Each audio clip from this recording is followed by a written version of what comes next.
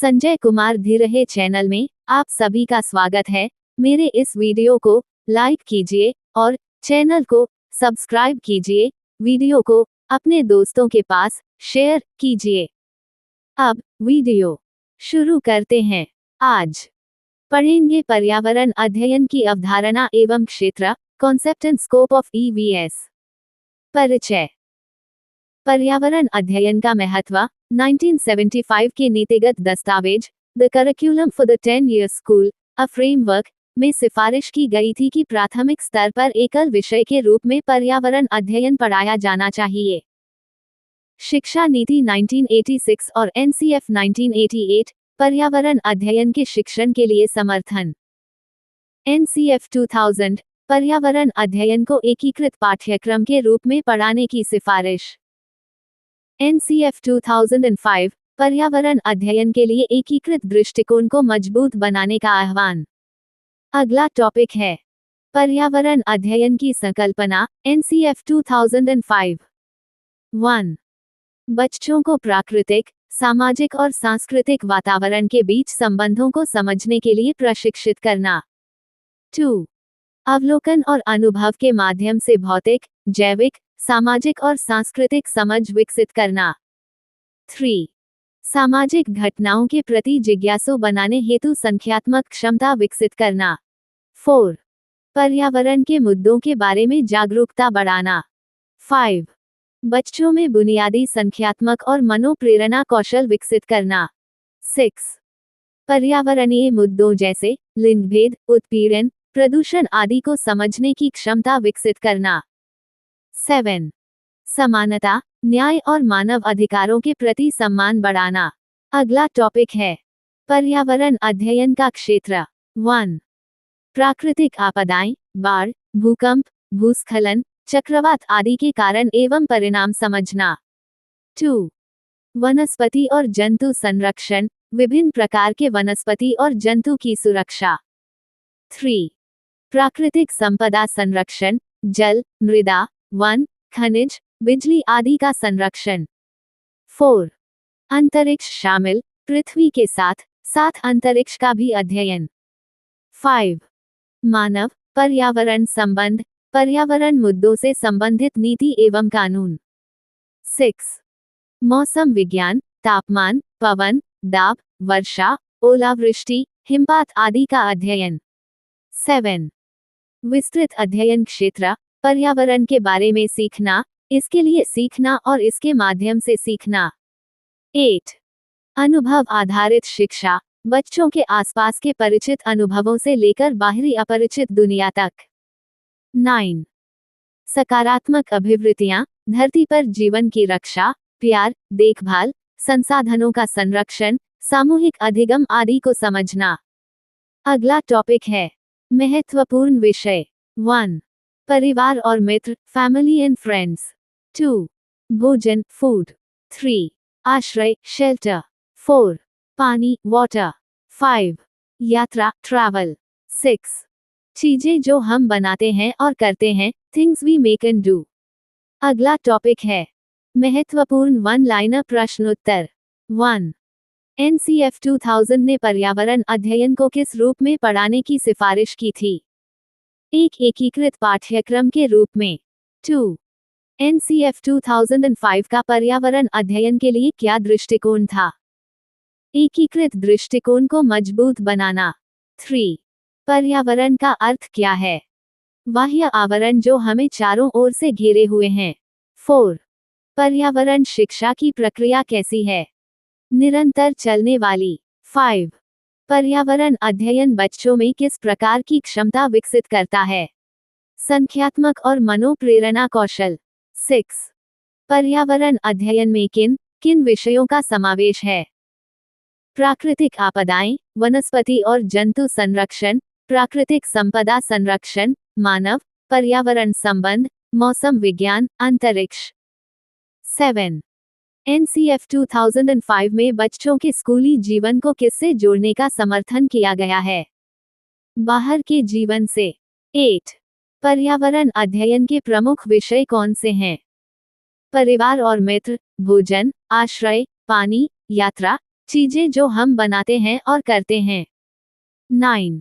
पर्यावरण अध्ययन का उद्देश्य क्या है? ज्ञान अर्जन के साथ साथ सामाजिक, प्राकृतिक और सांस्कृतिक मुद्दों की समझ बढ़ाना। 10. पर्यावरण अध्ययन के व्यापक नियम कौन से हैं?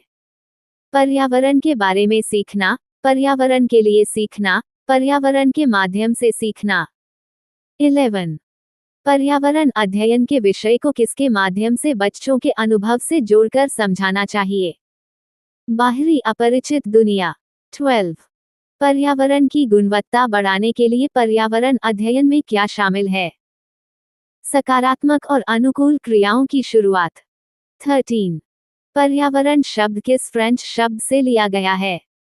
इन्विरोना, एनवायरोना।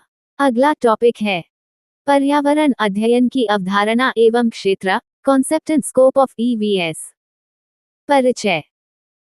पर्यावरण अध्ययन का महत्व 1975 के नीतिगत दस्तावेज the curriculum for the 10-year school, a framework में सिफारिश की गई थी कि प्राथमिक स्तर पर एकल विषय के रूप में पर्यावरण अध्ययन पढ़ाया जाना चाहिए।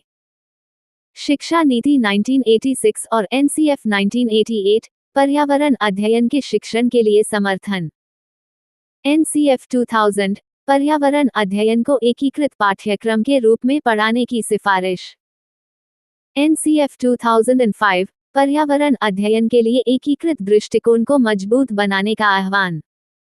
मेरे इस वीडियो को लाइक कीजिए और वीडियो को दोस्तों के पास शेयर कीजिए। अगला टॉपिक है पर्यावरण अध्ययन की संकल्पना, एनसीएफ 2005। 1. बच्चों को प्राकृतिक, सामाजिक और सांस्कृतिक वातावरण के बीच संबंधों को समझने के लिए प्रशिक्षित करना। 2. अवलोकन और अनुभव के माध्यम से भौतिक, जैविक, सामाजिक और सांस्कृतिक समझ विकसित करना। 3. सामाजिक घटनाओं के प्रति जिज्ञासु बनाने हेतु संख्यात्मक क्षमता विकसित करना। 4. पर्यावरण के मुद्दों के बारे में जागरूकता बढ़ाना। 5. बच्चों में बुनियादी संख्यात्मक और मनोप्रेरणा कौशल विकसित करना। 6. पर्यावरणीय मुद्दों जैसे लिंगभेद, उत्पीड़न, प्रदूषण आदि को समझने की क्षमता विकसित करना। 7. समानता, न्याय और मानव अधिकारों के प्रति सम्मान बढ़ाना। अगला टॉपिक है पर्यावरण अध्ययन का क्षेत्र। 1. प्राकृतिक आपदाएं, बाढ़, भूकंप, भूस्खलन, चक्रवात आदि के कारण एवं परिणाम समझना। 2. वनस्पति और जंतु संरक्षण, विभिन्न प्रकार के वनस्पति और जंतु की सुरक्षा। 3. प्राकृतिक संपदा संरक्षण, जल, मृदा, वन, खनिज, बिजली आदि का संरक्षण। 4. अंतरिक्ष शामिल, पृथ्वी के साथ साथ अंतरिक्ष का भी अध्ययन। 5. मानव पर्यावरण संबंध, पर्यावरण मुद्दों से संबंधित नीति एवं कानून। 6. मौसम विज्ञान, तापमान, पवन, दाब, वर्षा, ओलावृष्टि, हिमपात आदि का अध्ययन। 7. विस्तृत अध्ययन क्षेत्र, पर्यावरण के बारे में सीखना, इसके लिए सीखना और इसके माध्यम से सीखना। 8. अनुभव आधारित शिक्षा, बच्चों के आसपास के परिचित अनुभवों से लेकर बाहरी अपरिचित दुनिया तक। 9. सकारात्मक अभिवृत्तियां, धरती पर जीवन की रक्षा, प्यार, देखभाल, संसाधनों का संरक्षण, सामूहिक अधिगम आदि को समझना। अगला टॉपिक है महत्वपूर्ण विषय। 1. परिवार और मित्र, फैमिली एंड फ्रेंड्स। 2. भोजन, फूड। 3. आश्रय, शेल्टर। 4. पानी, वाटर। 5. यात्रा, ट्रैवल। 6. चीजें जो हम बनाते हैं और करते हैं, things we make and do. महत्वपूर्ण वन लाइनर प्रश्नोत्तर। 1. एनसीएफ 2000 ने पर्यावरण अध्ययन को किस रूप में पढ़ाने की सिफारिश की थी? एक एकीकृत पाठ्यक्रम के रूप में। 2. एनसीएफ 2005 का पर्यावरण अध्ययन के लिए क्या दृष्टिकोण था? एकीकृत दृष्टिकोण को मजबूत बनाना। 3. पर्यावरण का अर्थ क्या है? बाह्य आवरण जो हमें चारों ओर से घेरे हुए हैं। 4. पर्यावरण शिक्षा की प्रक्रिया कैसी है? निरंतर चलने वाली। 5. पर्यावरण अध्ययन बच्चों में किस प्रकार की क्षमता विकसित करता है? संख्यात्मक और मनोप्रेरणा कौशल। 6. पर्यावरण अध्ययन में किन किन विषयों का समावेश है? प्राकृतिक आपदाएं, वनस्पति और जंतु संरक्षण, प्राकृतिक संपदा संरक्षण, मानव पर्यावरण संबंध, मौसम विज्ञान, अंतरिक्ष। 7. NCF 2005 में बच्चों के स्कूली जीवन को किससे जोड़ने का समर्थन किया गया है? बाहर के जीवन से। 8. पर्यावरण अध्ययन के प्रमुख विषय कौन से हैं? परिवार और मित्र, भोजन, आश्रय, पानी, यात्रा, चीजें जो हम बनाते हैं और करते हैं। 9. पर्यावरण अध्ययन का उद्देश्य क्या है? ज्ञान अर्जन के साथ साथ सामाजिक, प्राकृतिक और सांस्कृतिक मुद्दों की समझ बढ़ाना। 10. पर्यावरण अध्ययन के व्यापक नियम कौन से हैं? पर्यावरण के बारे में सीखना, पर्यावरण के लिए सीखना, पर्यावरण के माध्यम से सीखना। 11. पर्यावरण अध्ययन के विषय को किसके माध्यम से बच्चों के अनुभव से जोड़कर समझाना चाहिए? बाहरी अपरिचित दुनिया। 12.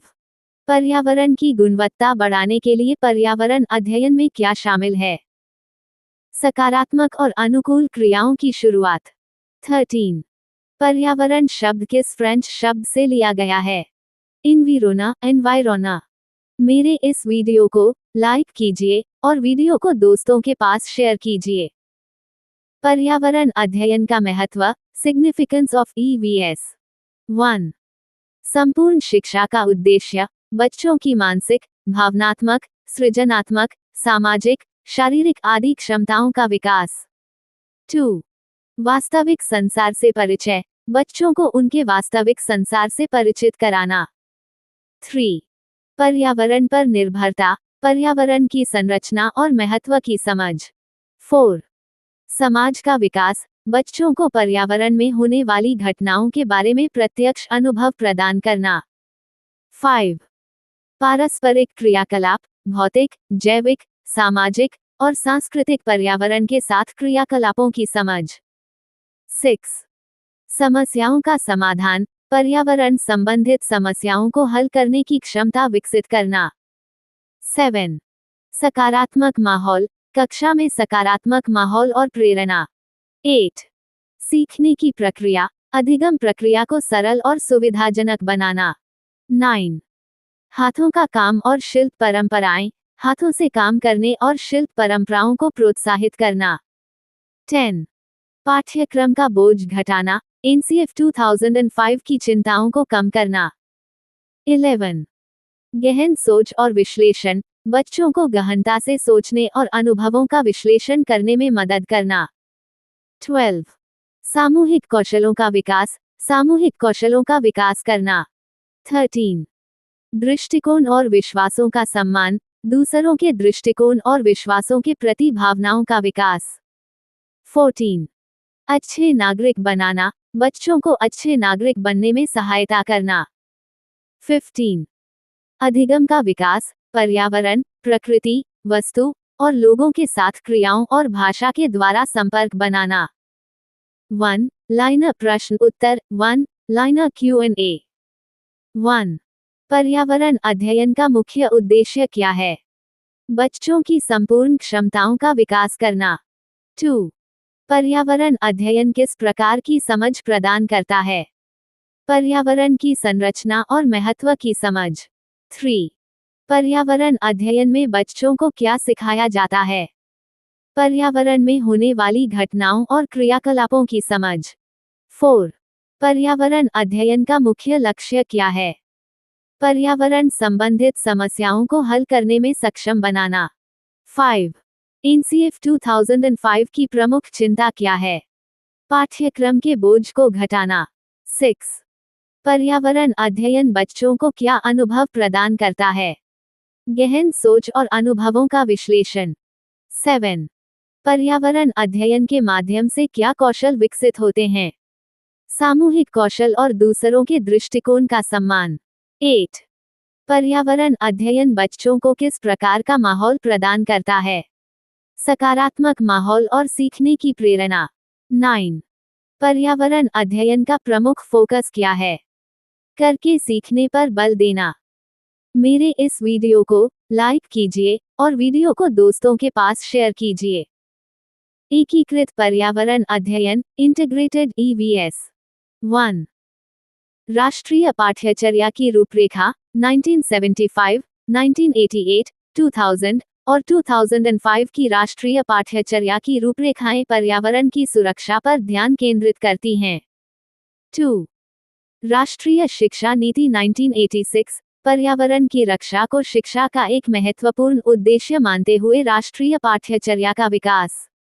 3 एनसीईआरटी द्वारा सब्जी पाठ्यचर्या राष्ट्रीय स्तर पर एनसीईआरटी द्वारा विकसित पाठ्यचर्या में पर्यावरण पर विशेष बल।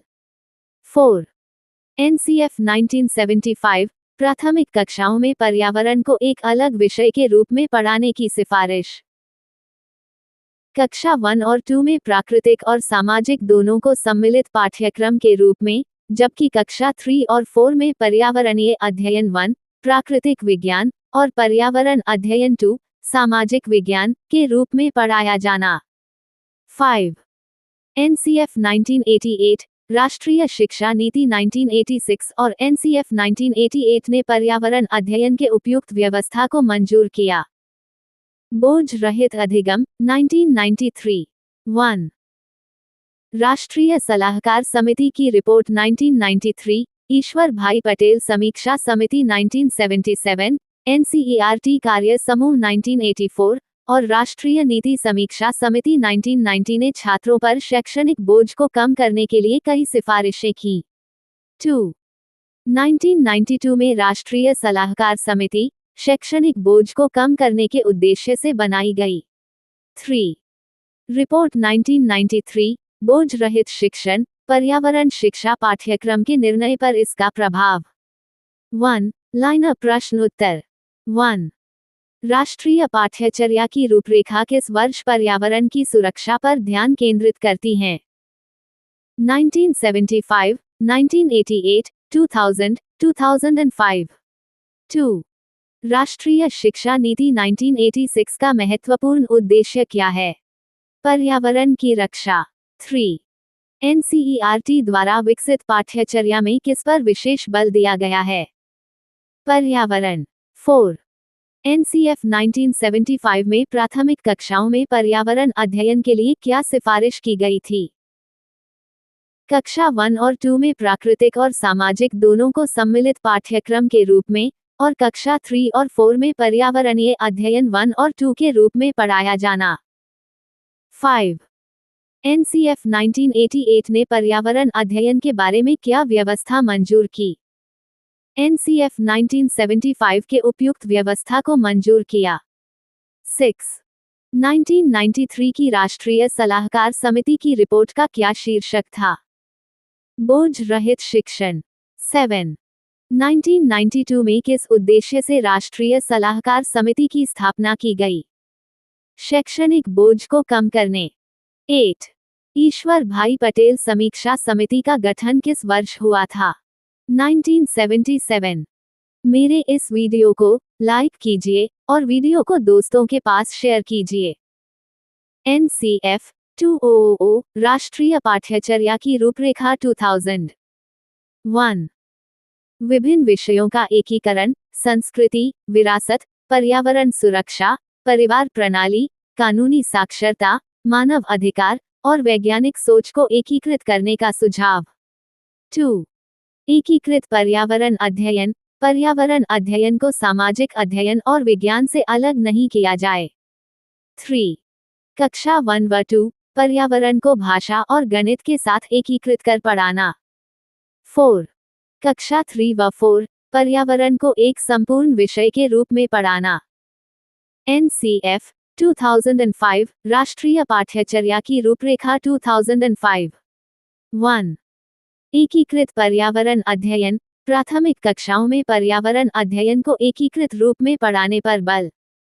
2 कक्षा 1 व 2 पर्यावरण कौशलों को भाषा और गणित के माध्यम से संबोधित करना। 3 कक्षा 3 व 4 पर्यावरण को अलग विषय के रूप में पढ़ाना। पर्यावरण अध्ययन की आवश्यकता। 1. संपूर्णता में समझ। बच्चे संपूर्णता में बातों को आसानी से समझते हैं। 2. एनसीईआरटी द्वारा थीम। कक्षा 3-5 के लिए 6 थीम। परिवार एवं मित्र, संबंध, जानवर, पौधे, कार्य एवं खेल। भोजन, आश्रय, पानी, यात्रा, चीजें जो हम बनाते और करते हैं। परिवार एवं मित्र थीम। 1. पौधे और जानवर, मानव, पौधों और जानवरों के बीच प्रगाढ़ संबंध। 2. रिश्ते, रिश्तेदारों के बदलाव और प्रशंसा के पात्र गुण। 3. काम और खेल, परिवार और पड़ोस में लिंग आधारित भूमिकाओं और पारंपरिक खेलों का विश्लेषण। 1 लाइनर प्रश्न उत्तर। 1. एनसीएफ 2000 ने किसका एकीकरण करने का सुझाव दिया? संस्कृति, विरासत, पर्यावरण सुरक्षा, परिवार प्रणाली, कानूनी साक्षरता, मानव अधिकार और वैज्ञानिक सोच। 2. एनसीएफ 2000 में पर्यावरण अध्ययन को कैसे पढ़ाने की सिफारिश की गई? सामाजिक अध्ययन और विज्ञान से अलग नहीं, एकीकृत रूप में। 3. कक्षा 1 व 2 में पर्यावरण को कैसे पढ़ाया जाए? भाषा और गणित के साथ एकीकृत कर। 4. एनसीएफ 2005 में प्राथमिक कक्षाओं में पर्यावरण अध्ययन पर क्या बल दिया गया? एकीकृत रूप में पढ़ाने पर। 5. कक्षा 3 व 4 में पर्यावरण को कैसे पढ़ाने की संस्तुति दी गई? अलग विषय के रूप में। 6. बच्चे किस प्रकार की बातों को आसानी से समझते हैं? संपूर्णता में। 7. एनसीईआरटी द्वारा कक्षा 3-5 के लिए कितनी थीम बनाई गईं? 6 थीम। 8. परिवार एवं मित्र थीम में कौन कौन से उपप्रकरण शामिल हैं? पौधे, जानवर, संबंध, काम और खेल। 9. पौधे और जानवर किस थीम में शामिल किए गए हैं? परिवार एवं मित्र। 10. रिश्तों के उपप्रकरण में बच्चे क्या सीखते हैं? रिश्तेदारों के बदलाव और प्रशंसा के पात्र गुण। मेरे इस वीडियो को लाइक कीजिए और वीडियो को दोस्तों के पास शेयर कीजिए। पर्यावरण अध्ययन (EVS) के बारे में प्रश्न उत्तर। 1. पर्यावरण अध्ययन क्या है? पर्यावरण अध्ययन समाज और भौतिक घटकों की अंतरक्रियाओं का अध्ययन है। 2. सामाजिक घटक क्या हैं? सामाजिक घटक में भाषा, मूल्य और संस्कृति शामिल हैं। 3. भौतिक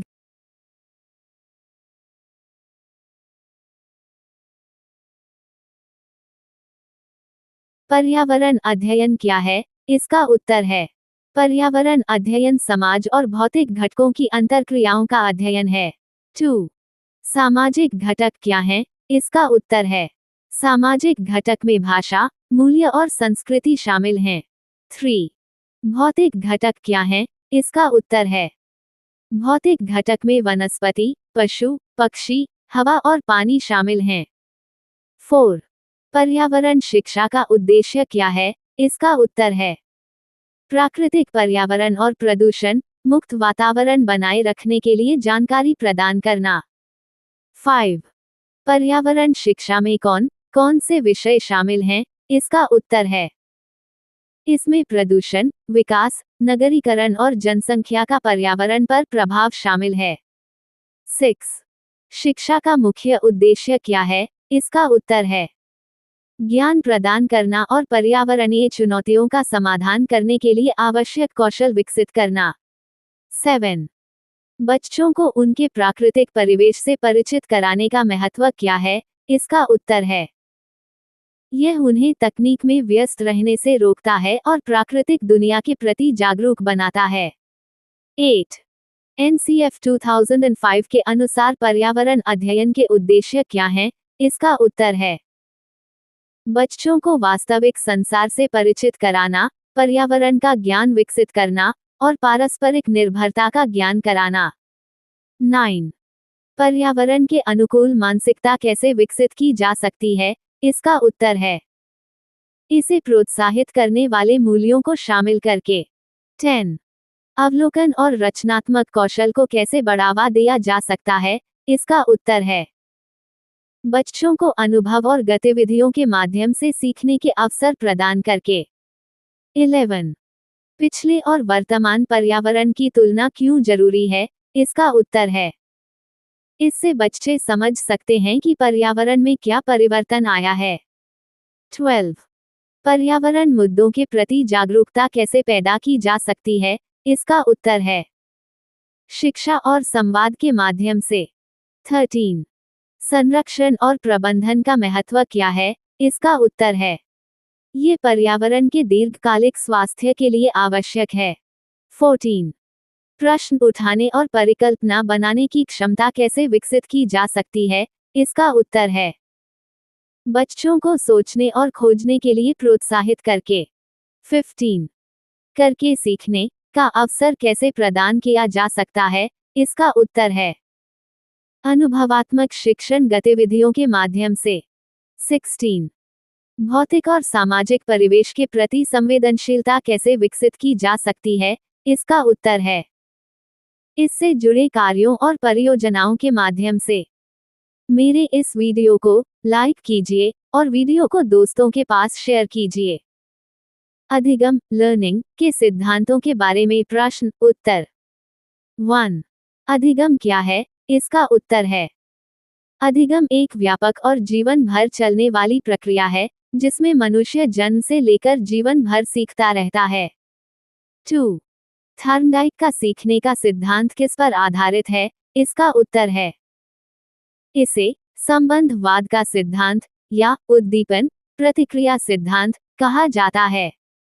3 थॉर्नडाइक के अनुसार सीखने की प्रक्रिया कैसे होती है? इसका उत्तर है, सीखने के लिए विशेष स्थिति या उद्दीपक होता है जो प्रतिक्रिया को प्रेरित करता है। 4 थॉर्नडाइक के अधिगम के नियम कितने प्रकार के होते हैं? इसका उत्तर है, 2 वर्गों में, मुख्य नियम, तत्परता, अभ्यास, प्रभाव और गौण नियम। 5 अनुकूलित अनुक्रिया का सिद्धांत किसने प्रतिपादित किया? इसका उत्तर है, इसे आई.पी. पावलोव ने कुत्तों पर प्रयोग करके विकसित किया। 6 अनुकूलित अनुक्रिया का सिद्धांत क्या है? इसका उत्तर है, ये सिद्धांत कहता है कि सीखना एक अनुकूलित अनुक्रिया है जहां उद्दीपक के साथ अनुक्रिया का संबंध स्थापित होता है। 7 स्किनर का सिद्धांत किस पर आधारित है? इसका उत्तर है, इसे कार्यात्मक और प्रतिबद्धता का सिद्धांत भी कहा जाता है और यह सकारात्मक परिणामों पर आधारित व्यवहार पर जोर देता है। 8 प्रबलन सिद्धांत किसका प्रतिपादन है? इसका उत्तर है, इसे सी.एल. हल ने प्रतिपादित किया और यह आवश्यकता की पूर्ति के आधार पर सीखने की प्रक्रिया पर केंद्रित है। 9 सूझ अंतर्दृष्टि का सिद्धांत किसने विकसित किया? इसका उत्तर है, इसे कोहला ने विकसित किया जो सूझ के माध्यम से सीखने पर जोर देता है। 10 सूझ द्वारा सीखने का क्या अर्थ है? इसका उत्तर है, ये परिस्थिति को पूर्णतया समझकर प्रतिक्रिया करने की प्रक्रिया है।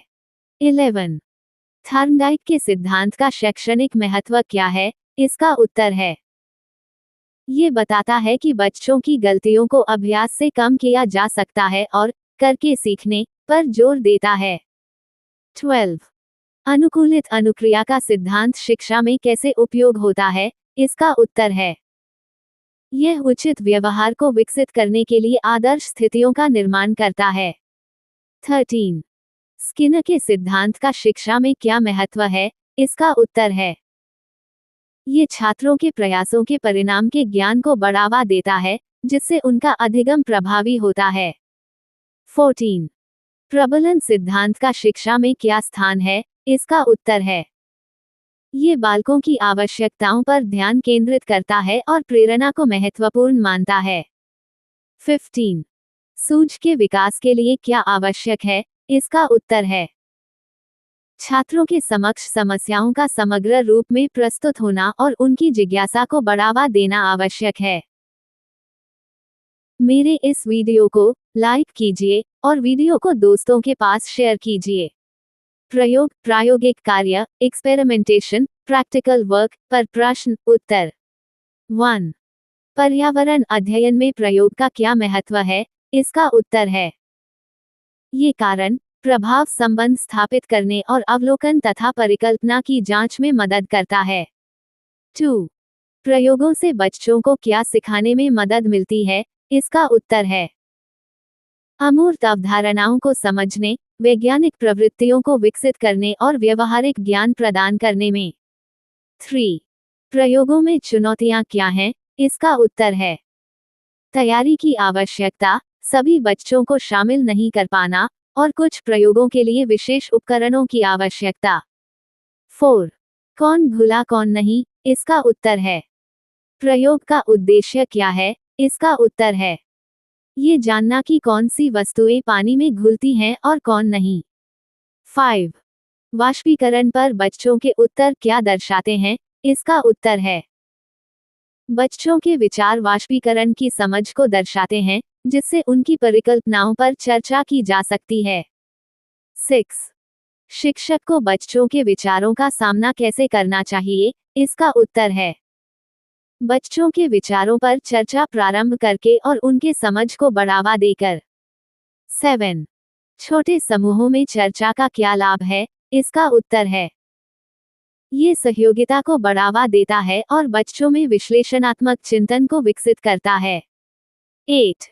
बज समूह क्या है? इसका उत्तर है ये 3 से 6 व्यक्तियों का छोटा समूह है जो एक मुद्दे पर चर्चा करता है और अपना कार्य प्रस्तुत करता है। 9. परिचर्चा के संचालन के चरण क्या हैं? इसका उत्तर है समूहों में बांटना, विषय प्रस्तुत करना, विचार साझा करना और रिपोर्ट पेश करना। 10. पर्यावरण अध्ययन में परिचर्चा का महत्व क्या है? इसका उत्तर है ये सामाजिक, आर्थिक और राजनीतिक पहलुओं को समझने और जटिल समस्याओं के समाधान में मदद करती है। 11. सकारात्मक समूह चर्चा को कैसे प्रोत्साहित करें? इसका उत्तर है सभी बच्चों को लीडर बनने का अवसर दें और भागीदारी के लिए सकारात्मक फीडबैक दें। 12. समूह चर्चा की सीमाएं क्या हैं? इसका उत्तर है बच्चों को तैयारी करनी पड़ती है, समय और ध्यान की आवश्यकता होती है, और योजना सावधानीपूर्वक बनानी होती है। मेरे इस वीडियो को लाइक कीजिए और वीडियो को दोस्तों के पास शेयर कीजिए। मेरे इस वीडियो को देखने के लिए बहुत बहुत धन्यवाद।